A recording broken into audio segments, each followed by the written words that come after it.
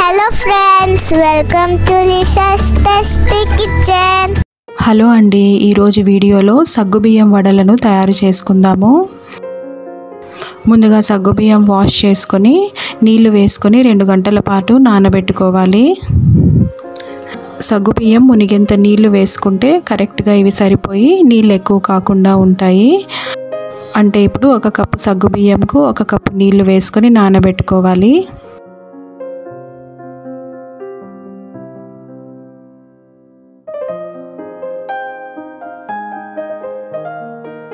రెండు గంటల తర్వాత చూడండి, నీళ్ళన్నీ బాగా ఇంకిపోయి సగ్గుబియ్యం బాగా మెత్తగా నానిపోయాయి.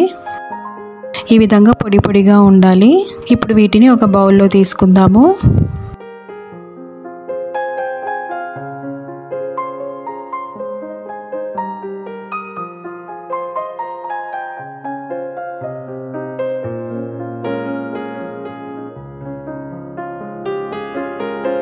ఇందులో ఇప్పుడు తరిగిన ఉల్లిపాయ ముక్కలు, పచ్చిమిర్చి, అల్లం తరుగు, కొత్తిమీర, జీలకర్ర కూడా వేసుకోవచ్చు.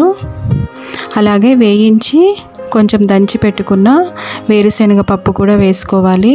ఇప్పుడు ఇందులో ఉడికించి పెట్టుకున్న బంగాళాదుంపల్ని కూడా వేసుకోవాలి.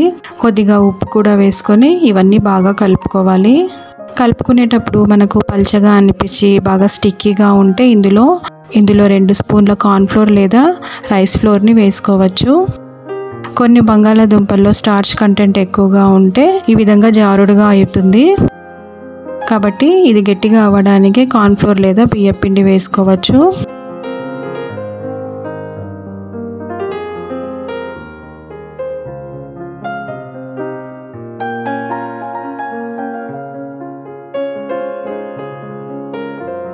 చేతులు తడి చేసుకొని కొద్దిగా మిశ్రమం తీసుకొని రౌండ్ షేప్లో చేసుకొని టిక్కీలాగా షేప్ చేసుకోవాలి.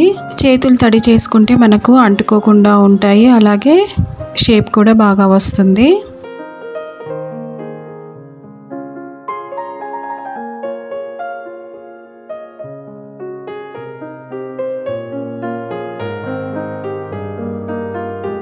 ఇప్పుడు ఈ విధంగా టిక్కీ షేప్లో తయారు చేసుకున్న తర్వాత వీటిని డీప్ ఫ్రై చేసుకోవాలి. నూనె బాగా వేడైన తర్వాత మీడియం ఫ్లేమ్లో పెట్టుకొని 2 వైపులా గోల్డెన్ బ్రౌన్ కలర్ వచ్చేంత వరకు వీటిని ఫ్రై చేసుకోవాలి.